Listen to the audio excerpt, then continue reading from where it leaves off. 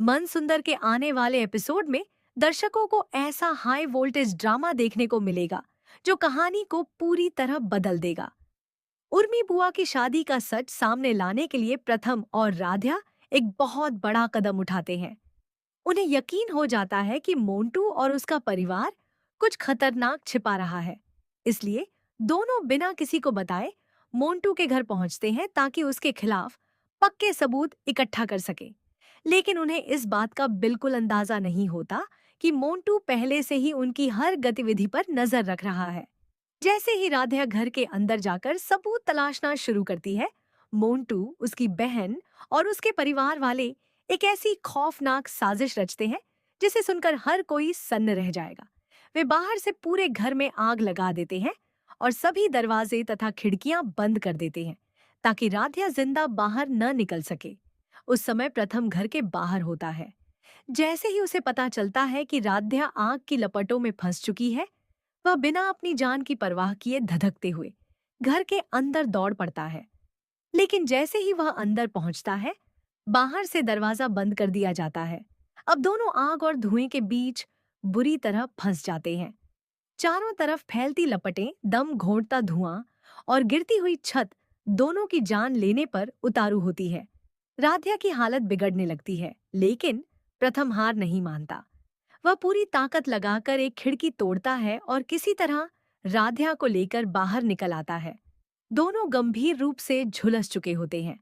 आसपास मौजूद लोग तुरंत उन्हें अस्पताल पहुंचाते हैं और मित्तल परिवार को खबर दी जाती है। खबर मिलते ही पूरा परिवार अस्पताल पहुंच जाता है।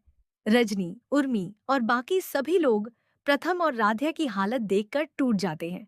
दोनों बेहोश होते हैं, इसीलिए किसी को भी घटना की असली सच्चाई पता नहीं चल पाती। जिन्होंने उन्हें बचाया था वही परिवार को बताते हैं कि दोनों आग में बुरी तरह फंस गए थे। काफी देर बाद जब प्रथम और राध्या को होश आता है, तो सबसे पहले दादी गुस्से में राध्या को ही दोषी ठहराने लगती हैं।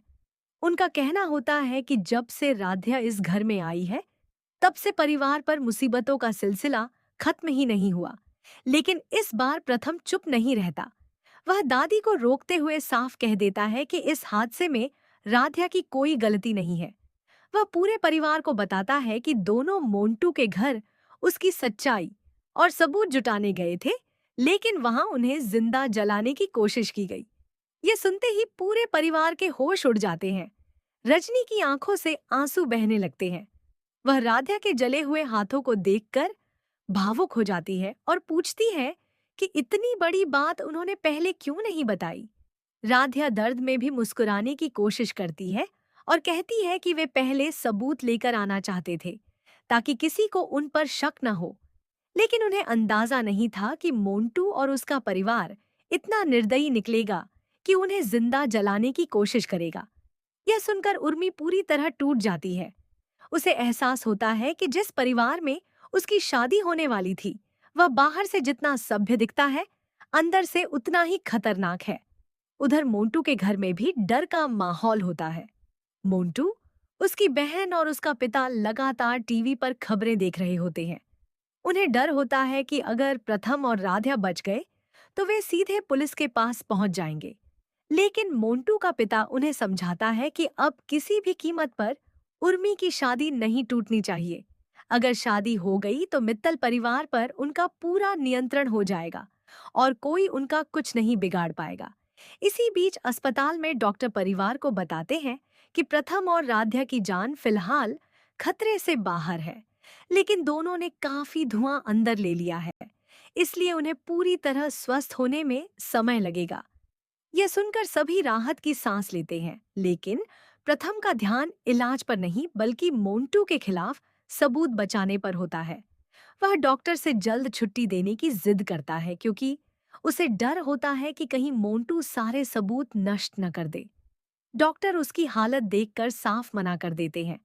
राध्या भी उसे समझाती है कि पहले ठीक होना जरूरी है, क्योंकि अगर वह सुरक्षित नहीं रहेगा तो सच सामने कौन लाएगा। दूसरी तरफ मोंटू अपनी नई चाल चलने की तैयारी कर चुका होता है। आग में नाकाम रहने के बाद अब वह अस्पताल में ही प्रथम और राध्या को खत्म करने की साजिश रचता है।